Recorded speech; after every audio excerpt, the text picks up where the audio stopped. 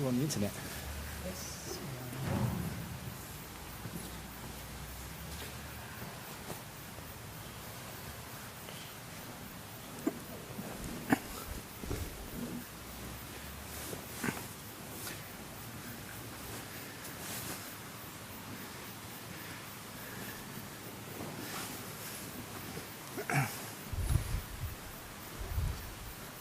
So, welcome everybody to this afternoon's meditation class.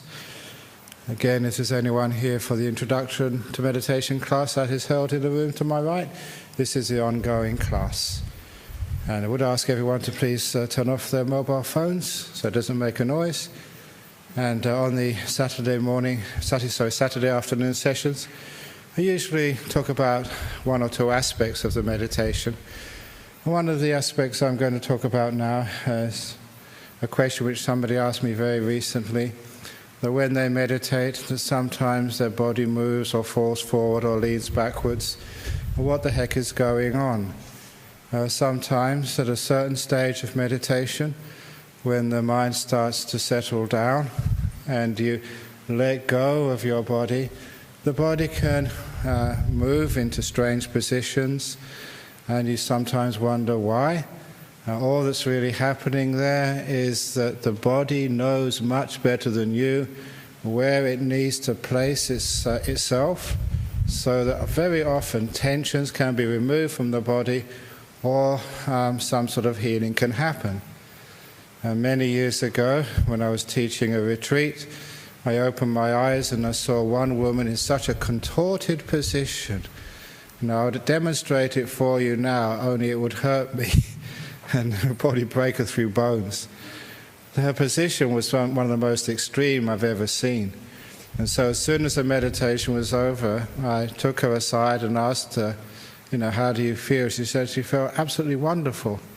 And then I tried to show her, how she was sitting during the meditation. She was so shocked. Was I sitting like that? I said, yes. And then I asked her, any idea? And she told me that she had an accident, a car accident, I believe it was, and had an injury.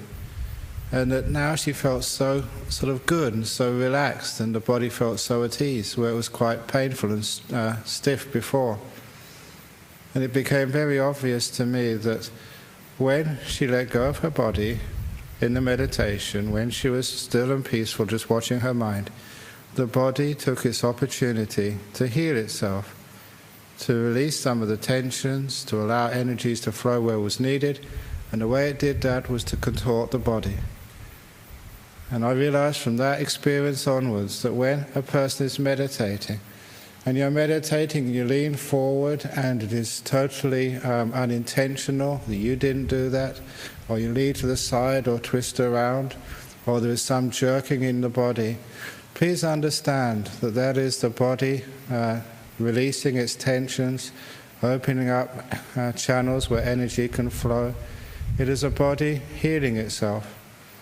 And most people would experience that after that has happened, which they usually don't know about anyway, other people may see that, but after that's happened, you usually feel very relaxed and very good.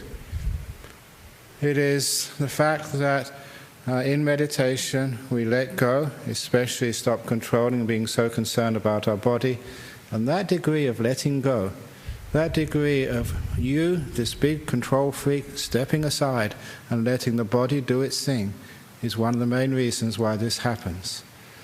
It's just part of the psychology of the mind, that when you start looking at something, you interfere with it. Usually the most common little example of this, which you can teach so people understand what I'm talking about, is when you ask meditators, can you please notice the saliva in your throat? Can you notice the saliva in your throat right now? Okay, now forget about it. You can't. Now it's a problem. Now you're wondering whether you should swallow or what you should do. It's a strange thing that when we pay attention to something, it usually becomes a problem. We try and control it. It's very difficult for us to watch something without controlling it. And so what happens is when we're watching our body, we tend to control it, we tend to cause it to tense up, we prevent it from relaxing, simply because attention is very often concerned with control. It's one of the reasons, it's a general principle, that when you do mindfulness of the body or mindfulness of anything, you have to add the important ingredient of compassion and kindness to overcome this tendency of the mind. When it watches something, it wants to control it. When you observe something, you interfere with its natural state. So that is why that when you let go of this controlling, when you're literally not mindful of the body, but you're mindful of the present moment, or you're mindful of the breath, or you're mindful of the deep peace and stillness in meditation, that is the time the body can heal itself. And associated with that many people have the experience in meditation, when you get quite peaceful and quite deep, you get the hot spots in the body. And those hot spots in the body, in the shoulders, in the tummy, or in the head somewhere, are so pronounced that often you ask, what the heck is going on? I was meditating and one part of my body was really, really warm. And again, the classic story which I use, which explains what's happening in similar instances of hot spots, was a woman in a retreat many years ago who came to me very concerned about her shoulders, her neck being really, really hot. And it was a result of whiplash. She had a whiplash injury some months previously, and I explained that to her, and I did ask her, even though I knew the answer, yes, but how do you feel now? She said, oh, I've never felt so relaxed and so good in that part of my body. Because what had happened when she let go of control, when she was in a peaceful meditation, the body for once had a chance to send its energies to that injured part of her body, to release the tensions, to heal the muscles, whatever it was going on in there. The body was doing its therapeutic job. So to this day, when somebody has a hot spot somewhere in their body during meditation, something which is uncommonly warm, please understand that's some healing going on. Or if you're generally very, very hot in meditation, I don't mean just because it's a hot day or you're sweating or whatever, if you're very, very hot for some reason, that is again quite likely to be a healing going on. Now I'm not talking about that heat when you first start meditating, because when you first begin meditation, sometimes you do feel uncommonly hot, but that's the same phenomena as when you've been driving your car and you turn off the engine. Your car's going to be hot, the engine's going to be hot, because it's been doing a lot of work, and this is just as your body metabolism starts to slow down, the excess heat from your body just coming out. It's just because you're in a transition from being active to being very still, and excess energy just gets burnt off as heat in the beginning minutes of your meditation. So I'm not talking about the beginning of your meditation, I'm talking about that middle to later part when you really get peaceful, you get still, and you feel heat in the body. If that happens, please don't disturb it. Please don't get worried what's going on here. The answer is, it's a healing happening. You're letting go, you're being peace, and you're allowing things to flow through the body. And that does teach you a lot about the power of just letting go, and the power of just allowing things to balance, nature to do its job when you get out of the way. Too often the problem in our life is controlling, and the solution is learning how to let things go, let things be and sort themselves out, which they often do. And the trick is, how on earth do we do this? How do we let go? We've got an injury in the body, we've got an ache in the body, we've got a disease in the body. How can we not be concerned about it? And this is how you do it. In this meditation, first of all, being kind to your body, being aware of it, being kind, and then learning how to put the body aside and attend to the mental world. The mental world is what we're doing. We've relaxed the body, now we're relaxing the mental world. And then we realize present moment awareness, no past, no future. Get into the present moment, the first stage of relaxing the mental world. Then some silence of the mind, not talking to yourself or thinking too much. And after that, just watching the breathing. And you find that is the way that you're letting go of things. Little by little, you're letting go of one thing after another, after another, after another. Not trying to let go of everything all in one go, but one thing after another. Putting the body aside, letting that go, letting time go, the past and the future, letting that disappear, and then afterwards letting this thinking disappear, all these words, and letting everything disappear except for the breath. It's a training in how to let things go, how to be aware without controlling. I'll just mention, just the last couple of minutes, that when you do become aware of the breath, again, you will find the first time you watch the breath, it becomes unnatural, a little bit tense, a little bit, it's the result of when you watch, you're controlling a little bit. When you watch the breath, it is unpleasant when you first begin. Please understand that's natural.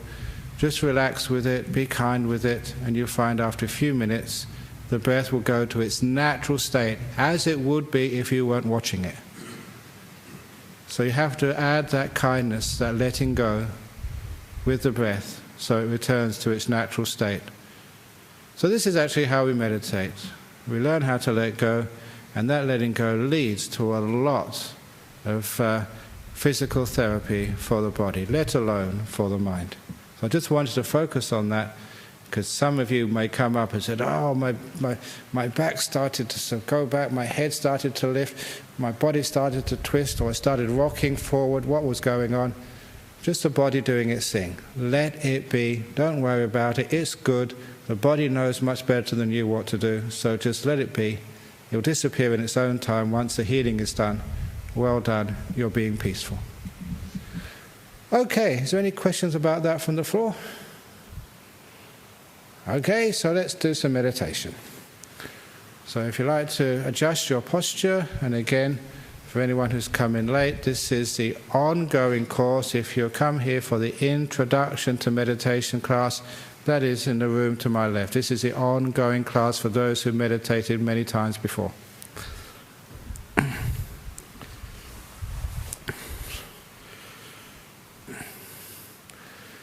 So you close your eyes. I will lead the first few minutes of this meditation, then I'll let you go.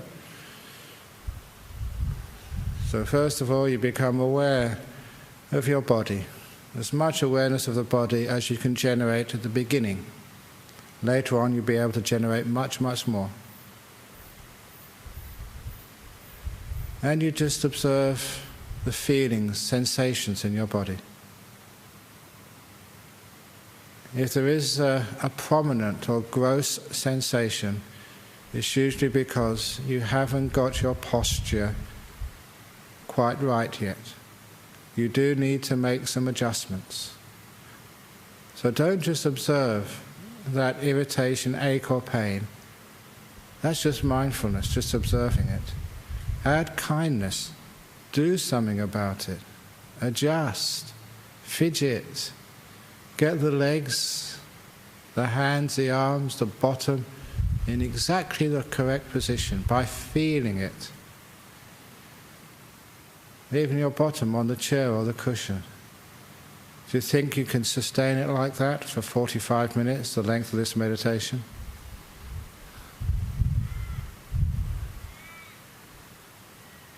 If not, adjust, move it. It's better to move it now than to experience discomfort in the middle of the meditation period.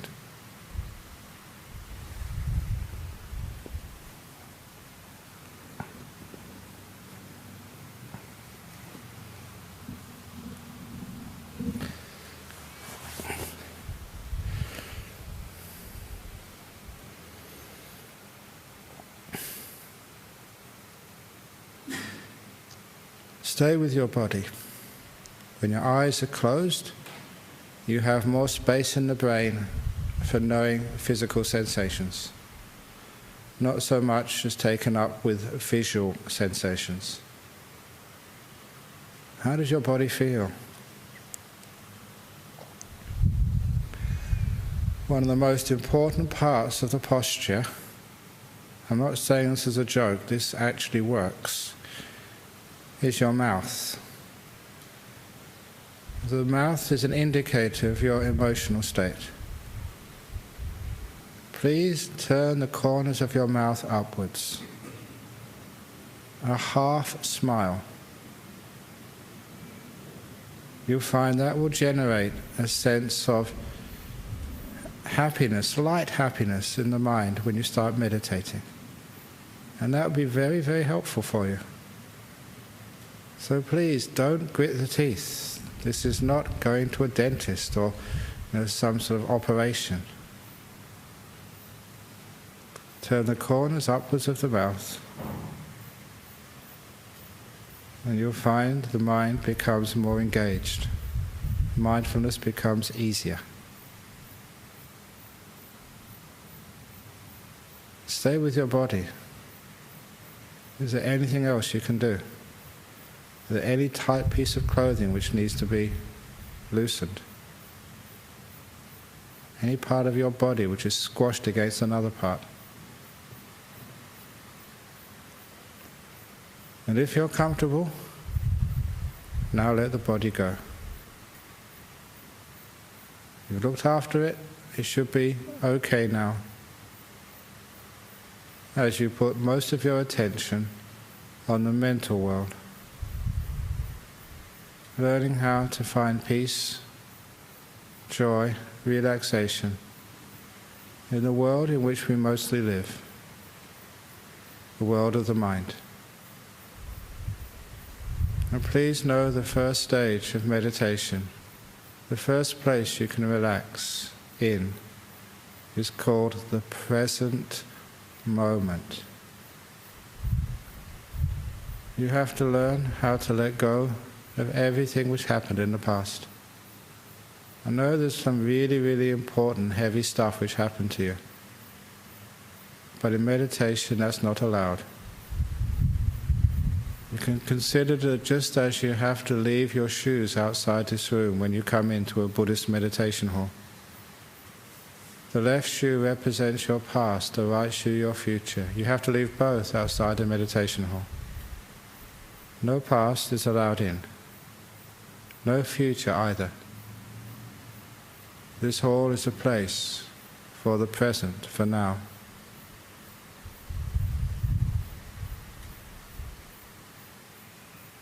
And as for the future, you have some very important, difficult things ahead of you. The best way to prepare for them is to be in this moment. Now is the time your future is being made. The present is the only place you can do anything for your future. You make this present moment peaceful, happy, compassionate, and you are doing as much as you possibly can to have a future of peace, health and compassion. This is where you build it, right now.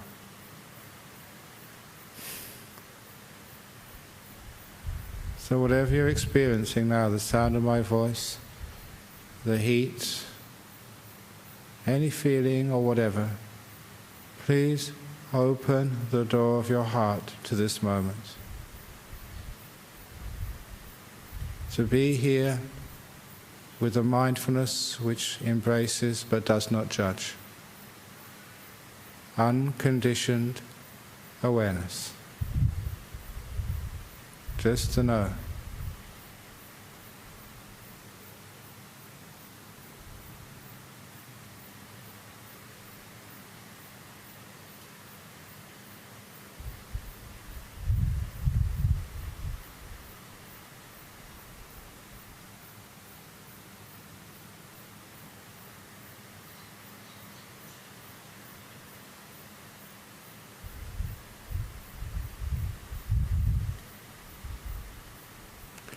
Just being here.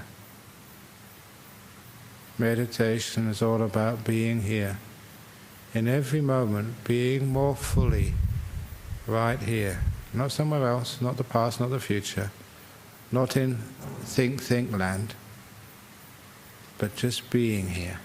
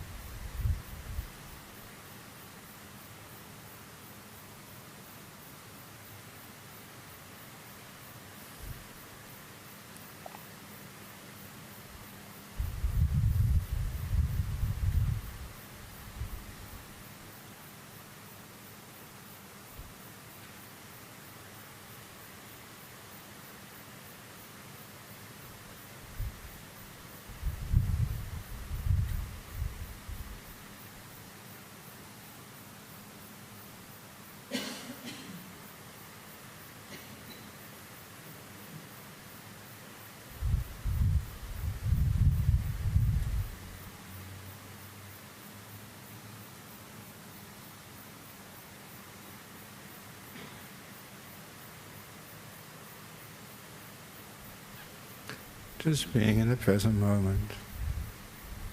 And see if you can let go of the inner conversation. You can imagine watching a sports event on TV. You have the picture, what's actually happening. You have the commentary which comes over on the sound. In the same way, you have what you're experiencing right now, and a commentary which goes alongside of it. See if you can silence the commentary and just listen to life, experience life, before the words distort it. To know the bark of a dog without giving it a name. To know the sound of a car. To know the wind. To experience life without a commentary.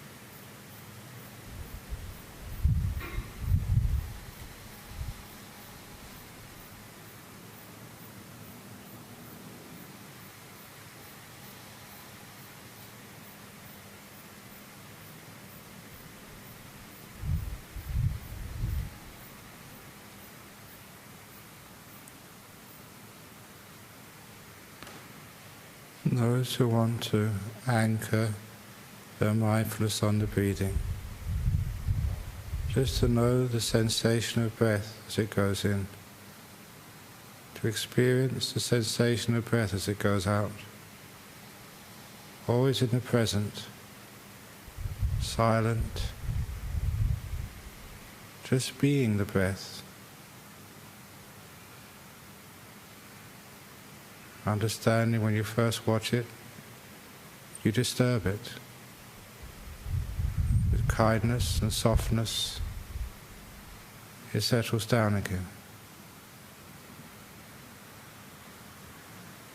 Your job is just to be the breath.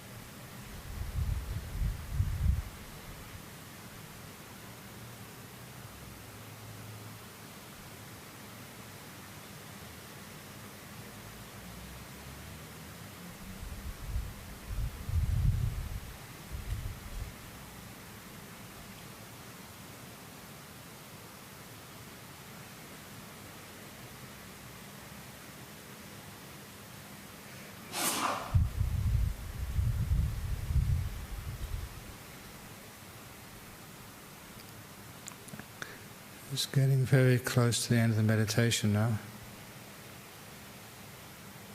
How do you feel? What mental state has this meditation generated? In particular, look for the quality of peace in your mind right now. To understand as a direct experience what peace feels like. And understand where peace comes from. You let go, you're kind, you're gentle. It makes peace. You strive, you try to control. It just makes more tension, the opposite. How much freedom do you feel? What is freedom? You can experience directly the freedom from desires, where the mind is not pushed and pulled by wants and dislikes. How free that feels. It is called contentment, the freedom from wanting.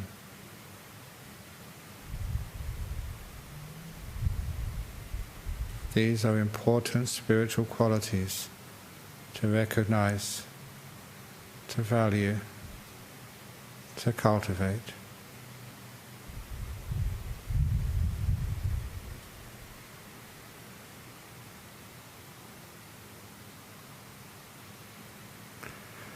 I am now going to ring the gong 3 times. Please respect the gong and listen to every sound before you open your eyes. The 3 ringings of the gong.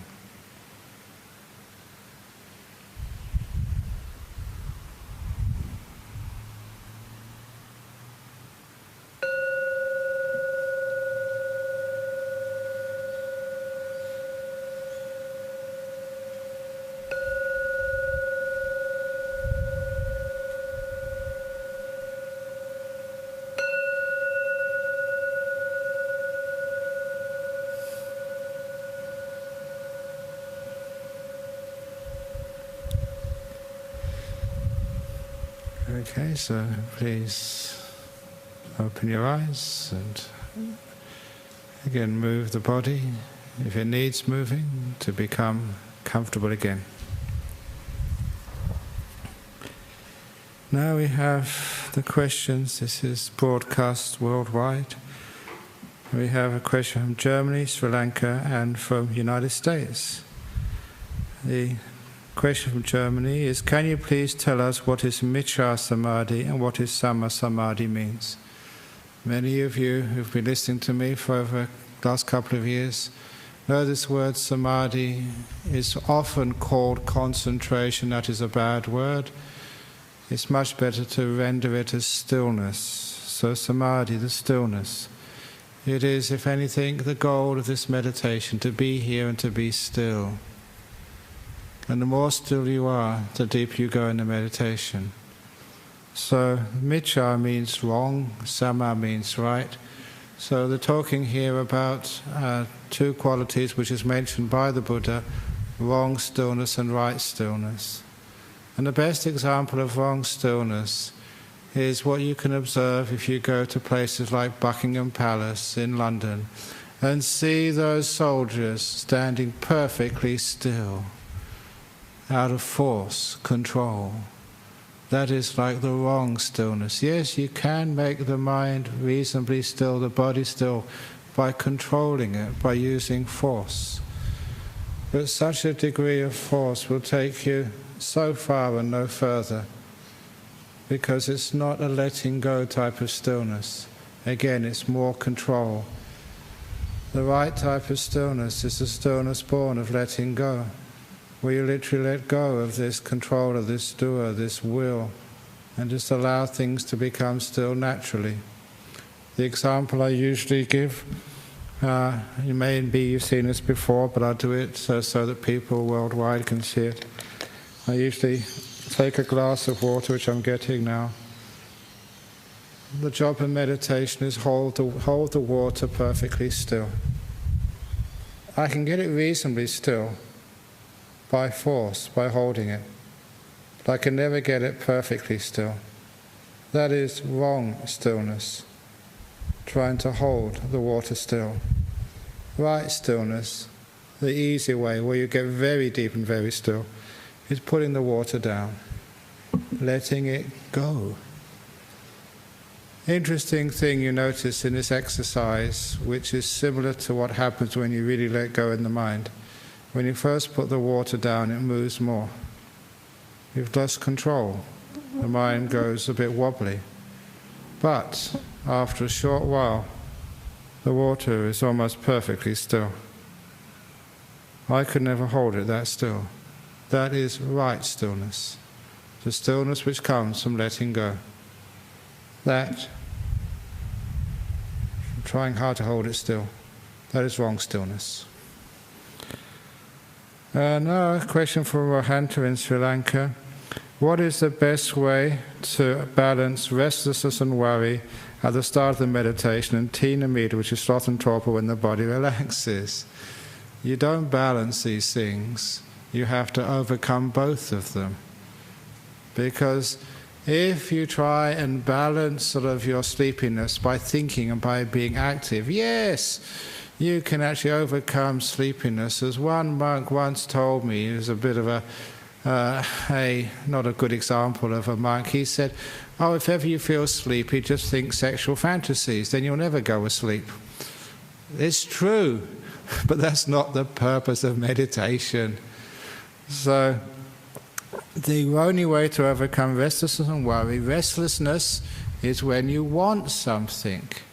The more you want, the more the mind moves. Going back to the simile, the cup. Restlessness is the shaking of the cup. Wanting this, wanting that. And that is the restlessness. The opposite of restlessness is if you're content, if you're happy to be here, that this is good enough. I'm not trying to get deep meditation or jhanas and enlightenment. Every time you set a goal, the separation between where you are and where you want to be, that is the cause of restlessness, wanting something. So even wanting good things like deep meditation, jhanas is powerful deep meditations or enlightenment states, that's a beautiful thing to want, but it's still you're separated from where you want to be. Here I am now, and I want to be over there. That is a cause of restlessness. So you don't balance these things. You let go of restlessness, first of all. And it is very common that once you let go of restlessness, tiredness comes. That is natural in our modern world when people work so much and think too much. As soon as you let go and are content, the brain in particular takes a chance to catch up on its lack of energy. You get dull. Well done, that is part of the course. If you try and fight that dullness by putting forth effort, striving, whatever it is, I'm going to really watch my breath now, I'm going to really put maximum effort in. Yes, you can sort of overcome the dullness, but you just fall back into restlessness again. That is not the way. The way is to be content with your dullness, to let it be, to be kind to it, to be gentle, making peace with the dullness. Because what you're doing then is you're allowing the dullness to vanish naturally. All the dullness in the mind is your mindfulness is weak, simply because all the energy has been going into striving. When you stop the energy going into striving, struggling, wanting, controlling, when the energy stops going into that black hole, it's free to flow into knowing. The mindfulness gets the energy rather than the active, controlling, doing, wanting mind. Literally, the dullness just vanishes, very similar to the mist in the early morning when the sun rises. letting go evaporates the dullness. I know that I've been meditating for such a long time. If I'm dull, because I travel and work a lot, if I'm dull, I let that dullness be. I never fight it.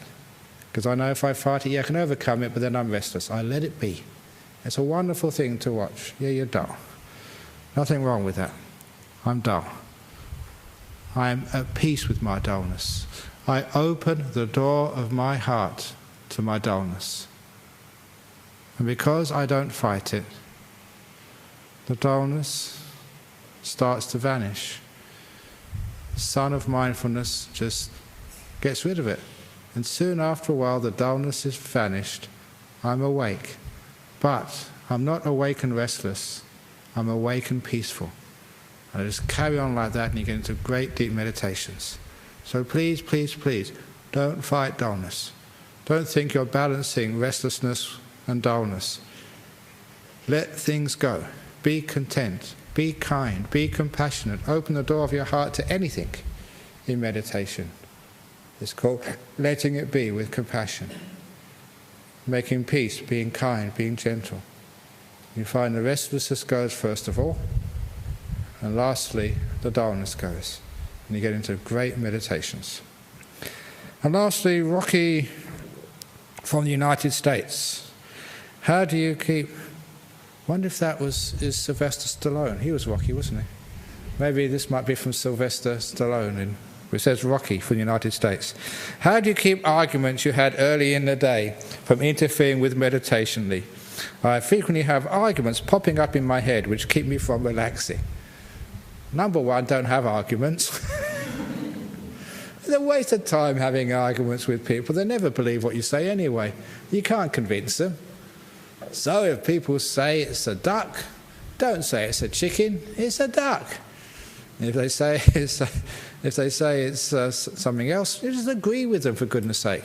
If you want to know where that story comes from, look at Opening the Door of Your Heart in the United States. Who ordered a truckload of dung? That is the story of the chicken and the duck. It's a waste of time having arguments. Whatever your partner or someone else says, just agree with them. And then you can do what you want afterwards. But if you have had an argument, one of the reasons why they keep popping up in the head, why you can't let it go, is just the attachment we have to those arguments. Maybe you've lost faith, maybe it's your ego, maybe it's really sort of hurt you and dented your opinion of yourself of being right. So please let go of the sense of self, let go of the ego, and you find it's very easy to let go of the past. In particular, it's most modern people, they can let go of the wonderful things that have happened to them in the past, but they have such a difficult job of letting go of the bad things which has happened in the past. So there is a method which I've taught on Friday nights. I taught it in Hong Kong last week. It's very powerful. If you've had an argument earlier in the day, just before you do your meditation, write it down on a piece of paper. In psychology it's called acknowledging it, bringing up, admitting there was an argument, something unpleasant. Write down the unpleasant things which have happened to you today before you meditate. The type of paper you should use when you're writing these things down is called toilet paper, because all that shitty stuff, that's where it belongs. So write the argument down on the toilet paper. Once you've written it down in detail, read it to yourself, just to acknowledge, yes, this argument happened, yes, I lost it, or yes, whatever. Acknowledge it, and then take it to where toilet paper belongs.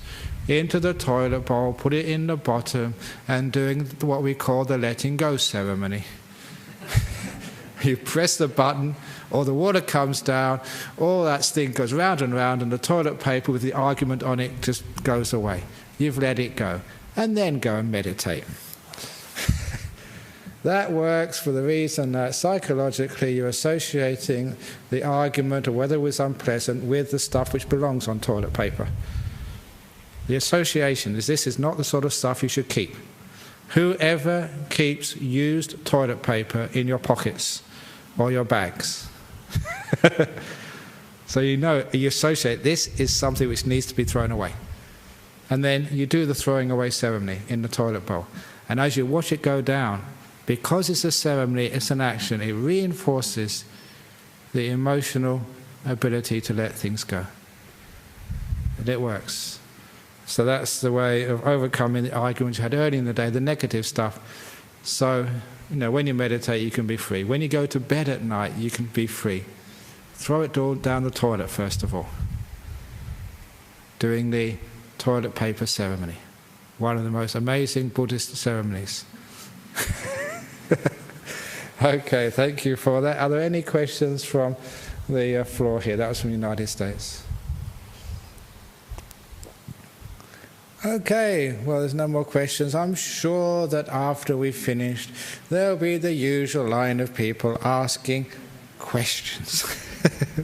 But that's natural, that's the way it is. Okay, so thank you very much, and now we can pay our respects to the Buddha, Dhamma and the Sangha, or if you wish, to virtue, peace and compassion, and we can go away or have a cup of tea.